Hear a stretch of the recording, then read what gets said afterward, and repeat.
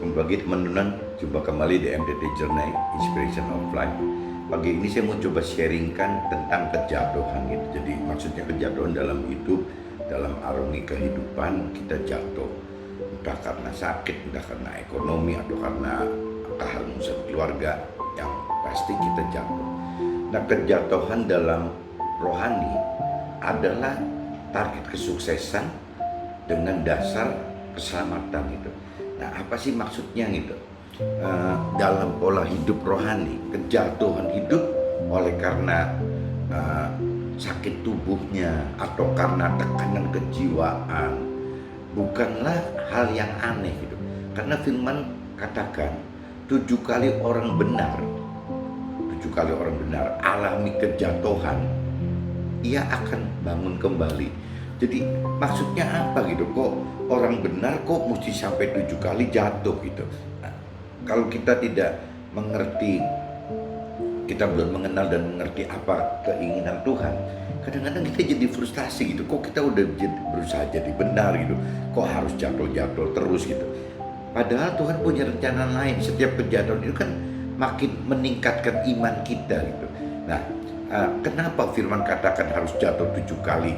Tapi Tuhan jamin loh, tidak mungkin orang itu akan jatuh tidak bangun kembali. Itu nggak mungkin, roboh tidak bangun itu tidak mungkin. Tuhan jamin pasti akan berdiri kembali gitu. Nah, apa guna kejatuhan berkali-kali bagi orang benar? Apa gitu? Nah, ini kalau kita nggak mengerti, kita depresi. Waktu jatuh kita jadi depresi.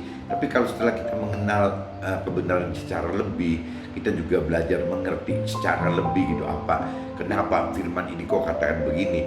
Nah, kalau kita urut misalnya, anggaplah ada 7 kali jatuh gitu. Nah, saya coba konversikan supaya 7 kali jatuh ini apa ya gitu. Mungkin kejatuhan pertama ya, Tuhan pengen kita mengharapkan hidup bersama Tuhan. Karena kita belum ngerti apa-apa, cuma karena kita jatuh akhirnya kita jadi kacau gitu, mesti apa. Nah, kalau orang benar mungkin akan mencari Tuhan, mengharapkan hidup bersama Tuhan gitu.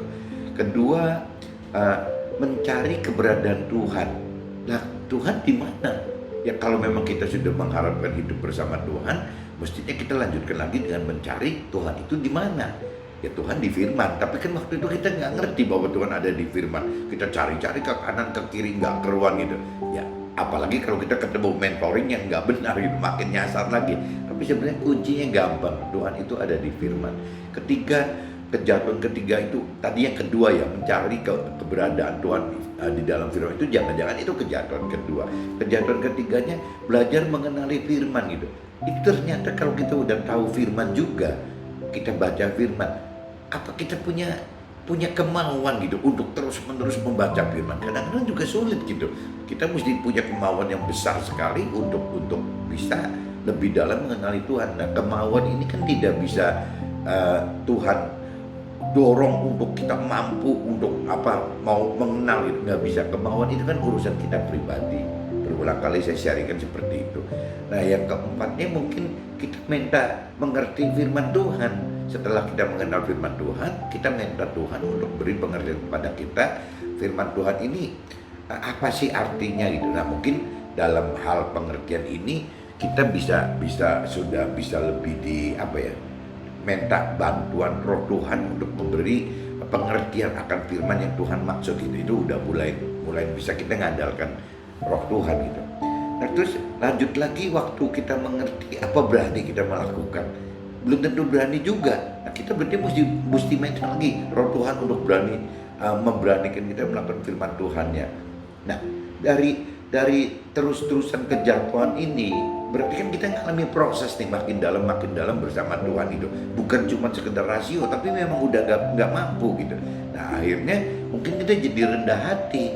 Kita jadi manusia yang rendah hati, baik terhadap Tuhan gitu maupun terhadap sesama kita. Karena kita udah merasa gagal terus, jatuh terus gitu, ya kita akan berubah menjadi rendah hati. Nah, yang terakhir, yang ketujuhnya, kita bisa merasa takut akan Tuhan gitu. Jadi kita kayak orang sudah benar-benar pasrah sama Tuhan, ya segala macam kita serahkan ke Tuhan gitu. Jadi kembali lagi, apa guna kejatuhan berkali-kali bagi orang benar? Ya menurut inspirasi saya seperti itu gitu, ada tingkat-tingkat gini. Nah kalau kita makin jatuh lagi lebih dari 7 kali ya tidak apa-apa gitu, selama kita berpegang dengan Tuhan gitu. Ya akan kita makin dalam dan mudah-mudahan dengan 7 kali kejatuhan yang gede ya, masalah-masalah kita gede, rasanya kita sudah menjadi orang yang mengerti lah apa sih kepengen Tuhan gitu, apa sih rancangan dan kehendak Tuhan. Ya kita jangan degil-degil banget deh, ini udah 7 kali kita jatuh dalam urusan yang besar kok masih nggak mengerti dan apa sih rancangan dan kehendak Tuhan. Kejatuhan berkali-kali berujung mencapai syarat-syarat hidup dengan kasih karunia Tuhan. Maksudnya ya dengan kita mengharapkan Tuhan, kita hidup mengharapkan Tuhan, kita mengalami proses sampai seperti itu, menjadi rendah hati, merasa takut akan Tuhan. Ini semua adalah dasar-dasar untuk memperoleh apa? Privilege itu. Jadi kekhususan dari Tuhan, bahwa kita akan hidup dalam kasih karunia Tuhan, hidup baru dengan berubah mengandalkan Tuhan, sehingga hidup hanya taat dan pasrah kepada firman Tuhan saja. Nah ini yang disebut kasih karunia itu seperti itu. Jadi firmannya berkata apa ya kita ikutin firman aja, dan firman kan selalu ada sebab akibat gitu. Jadi kalau kita makin mengerti firman Tuhan ya kita makin berani gitu melakukan firman Tuhan. Apalagi kalau memang sudah terbukti 7 kali jatuh Tuhan beserta kita gitu, harusnya kita udah berani banget. Nah ujungnya tadi saya katakan, kejatuhan ini kok berujungnya malah kita berharap pada Tuhan, kita juga jadi rendah hati, kita juga jadi taat sama Tuhan. Nah ini semua gitu, yang 7 tadi, yang 3 ini gitu, ini adalah dasar untuk kita mendapatkan privilege, hak khusus dari Tuhan, mendapatkan kasih karunia dari Tuhan. Kalau sudah kasih karunia Tuhan datang kepada kita, berarti kita kerja bersama Tuhan gitu, bukan sendiri lagi. Kita cukup mengandalkan Tuhan saja, nanti Tuhan yang bekerja. Kita pasrah, kita taat apa yang Tuhan perintah peraturkan, sudah nanti Tuhan yang bekerja untuk kita gitu. Hidup dengan kasih karunia Tuhan, ujungnya hidup dengan kasih karunia, ujungnya firman katakan kita dapatkan kehormatan, kita dapatkan kekayaan, dan bonus keduanya kita dapatkan umur panjang. Jadi hidup dengan kasih karunia Tuhan itu berbeda sekali dengan hidup dengan mengandalkan diri sendiri gitu. Jadi hidup dengan kasih karunia Tuhan, Tuhan katakan kita akan mendapat kehormatan, kekayaan, serta umur panjang. Tapi kita kan mesti benar dulu gitu. Kalau kita bicara kita akan mendapatkan kasih karunia Tuhan, kan otomatis kita harus taat dulu dong apa yang Tuhan inginkan gitu. Kita penuhin semua syarat yang firman Tuhan inginkan, nanti kasih karunia Tuhan baru akan datang kepada kita. Hidup dengan kasih karunia Tuhan akan dimulai dengan mendapatkan keselamatan akhirat dan tambahannya kesusahan dunia ini. Jadi kasih karunia Tuhan itu agak berbeda dengan kita jika mengandalkan diri kita sendiri atau mengandalkan manusia pada yang lainnya gitu. Kasih karunia Tuhan itu kebalik gitu. Jadi bagaimana Tuhan pengen kita selamat dulu, mendapatkan keselamatan akhirat. Nah tambahannya Tuhan akan beri kesusahan dunia. Tapi kalau bicara dari mengandalkan diri sendiri atau manusia kan kebalik. Pengennya kan bagaimana sukses ke dunia dulu, nanti kita baru mencari Tuhan, mencari keselamatan akhirat. Rasanya kalau kita sudah pakai pola yang kedua gitu, pola duniawi, pola awam gitu, mencari kesusahan dunia dulu, mengalami kesusahan dunia dulu, rasanya terlalu sulit gitu untuk kembali bagaimana mencari keselamatan akhirat, karena kita sudah lebih cinta ke harta, ke tahta, dan kita sudah menuhankan kesuksesan kita di dunia ini. Nah ini yang Tuhan tidak mau gitu, kita orang tidak mau masuk ke dalam fungsi itu gitu.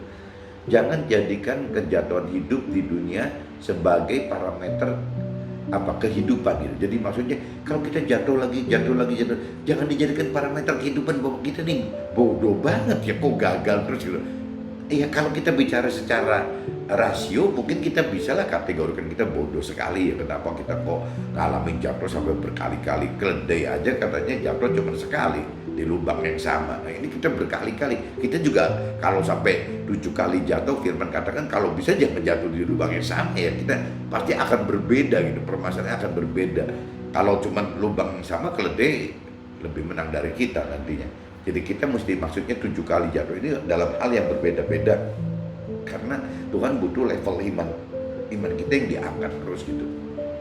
Jadi sekali lagi jangan sampai kejatuhan hidup itu jadi parameter sukses atau gagalnya hidup kita gitu. Nah ini orang dunia biasanya ngukurnya ini, karena kejatuhan adalah sebenarnya kalau dalam rohani, kejatuhan adalah target kesuksesan dunia, tapi dengan dasar keselamatan akhirat. Ini bisa ditangkap nggak teman-teman? Jadi maksud saya kejatuhan berulang-ulang kali tidak dalam kondisi hal yang sama, dan kita jatuh tapi di dalam jalan Tuhan dan hidup bersama Tuhan, berhidup bersama Roh Tuhan, itu maknanya beda gitu. Jadi kejatuhan itu adalah target kesuksesan dunia dengan dasar keselamatan akhirat. Ya otomatis kan dasarnya dulu dong keselamatan akhirat dulu yang kita mesti bentuk, kita capai dulu, dan nanti Tuhan tambahkan akan kesuksesan dunianya. Itu di firman ada juga kok janji Tuhan seperti itu. Oke teman-teman, mudah-mudahan sharing pagi ini tentang kejatuhan, dan apalagi teman-teman atau keluarga lainnya mengalami hal seperti ini, atau bahkan kita sendiri mengalami hal seperti ini, jangan berkecil hati gitu, karena buruan lari ke kejatuhan ini dibawa ke area rohani gitu, karena kejatuhan ini Tuhan bisa pakai malah bukan untuk jatuh, tapi untuk kuat dan sukses kembali, baik duniawi bahkan mendapatkan keselamatan akhirat. Oke, mungkin cukup begini dulu. See you. Bye-bye.